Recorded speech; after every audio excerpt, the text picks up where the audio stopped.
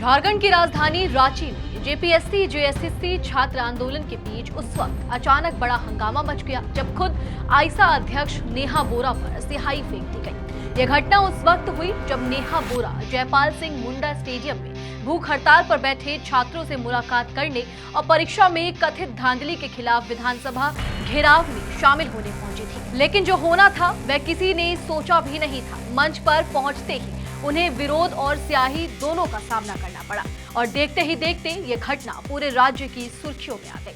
नमस्कार, मेरा नाम है नंदिनी सोनी और आप देख रहे हैं द हिंदी टॉक। दरअसल नेहा बोरा के मंच पर पहुंचते ही प्रदर्शनकारियों के एक हिस्से ने तुरंत विरोध जताना शुरू कर दिया। छात्रों की मांग थी कि आंदोलन के मंच का इस्तेमाल किसी भी राजनीतिक दल या संगठन के नेता न करे, क्योंकि यह आंदोलन पूरी तरह गैर राजनीतिक और छात्रों की अपनी लड़ाई रहे। इसी माहौल के बीच नेहा बोरा को मंच से नीचे उतारा गया और उसके तुरंत बाद ही उन पर स्याही फेंकी गई, जिससे वहां मौजूद लोगों के बीच अफरा तफरी मच गई। घटना के तुरंत बाद पुलिस हरकत में आई और स्याही फेंकने वाले शख्स को हिरासत में ले लिया। विधानसभा मार्च के बाद न्यू एमएलए आवास में आयोजित संवाददाता सम्मेलन में नेहा बोरा ने इस घटना को लेकर बड़ा खुलासा किया। उन्होंने बताया कि उन पर स्याही फेंकने वाले युवक का नाम अमरनाथ पांडे है और वे आरएसएस का सदस्य है। नेहा बोरा के मुताबिक अभी पुलिस उससे पूछताछ कर रही है, लेकिन जितनी जानकारी सामने आई है उसके अनुसार वह हजारीबाग का रहने वाला है और विनोबा भावे विश्वविद्यालय से हिंदी में प्रतिष्ठा यानी कि ऑनर्स का छात्र है। उन्होंने ये भी बताया कि जब यह घटना हुई तब उनके साथ उनके कई अन्य साथी भी मौजूद थे जो छात्रों की मांग के समर्थन में उसी मार्च में शामिल थे।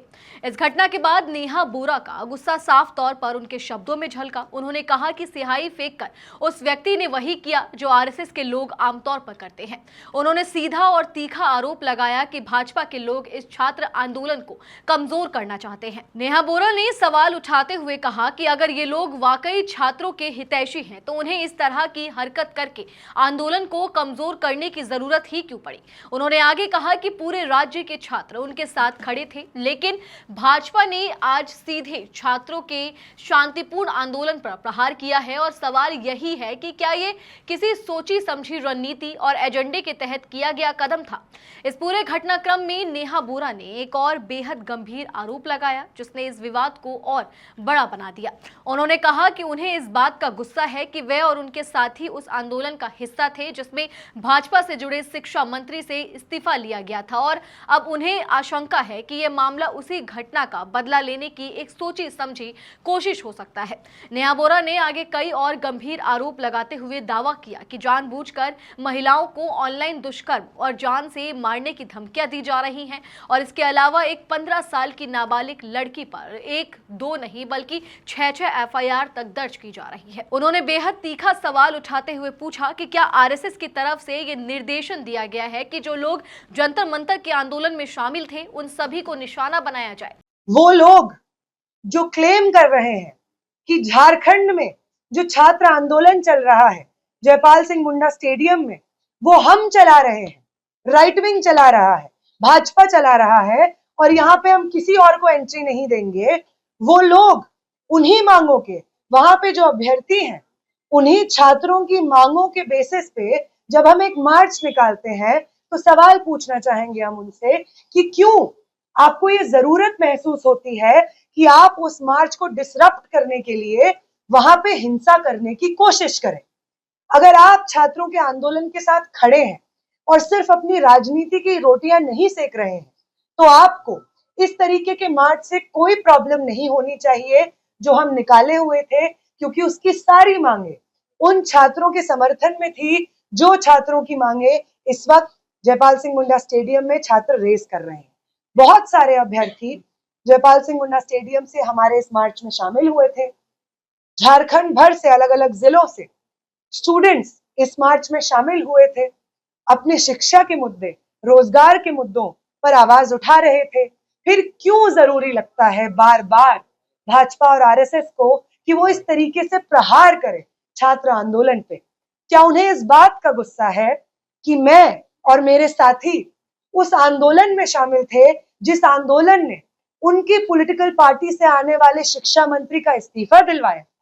क्या ये एक बदले की भावना से सुचारू रूप से वो जिस तरीके से ऑनलाइन महिलाओं को पकड़ पकड़ के बलात्कार की धमकियां, जान से मार देने की धमकियां दे रहे हैं, उन महिलाओं के ऊपर टिप्पणियां कर रहे हैं, 6 एफआईआर 15 साल की एक लड़की पे कर रहे हैं, इसी नफरत और बदला लेने के एजेंडे से क्या आरएसएस के लोगों को ये बात कही गई है कि आप जाइए और वो तमाम लोग जो जंतर मंतर के आंदोलन में शामिल थे उन लोगों के ऊपर इस तरीके की हिंसा करिए? नेहा बोरा ने इस दौरान ये भी साफ किया कि इतनी बड़ी घटना के बावजूद आयशा आगे भी छात्रों के आंदोलन के साथ मजबूती से खड़ा रहेगा और पीछे नहीं हटेगा। उन्होंने बताया कि 10 अगस्त को जयपाल सिंह स्टेडियम में धरना प्रदर्शन पर बैठे छात्रों के प्रस्तावित विधानसभा मार्च को आयशा ने न सिर्फ अपना पूरा समर्थन दिया बल्कि इसके सदस्य खुद उस मार्च में शामिल भी होंगे।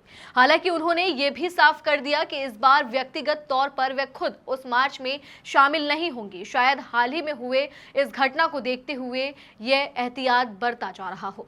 इस पूरी घटना पर विपक्षी नेताओं की प्रतिक्रियाएं भी लगातार सामने आती रही। पूर्व विधायक विनोद कुमार सिंह ने कहा कि जिस तरह जंतर मंतर पर हुए आंदोलन में छात्र नहीं डरे थे, उसी तरह अब स्याही फेंकने जैसी घटना से भी यहाँ के छात्र डरने वाले नहीं है और उनका हौसला पहले से भी ज्यादा मजबूत हुआ है।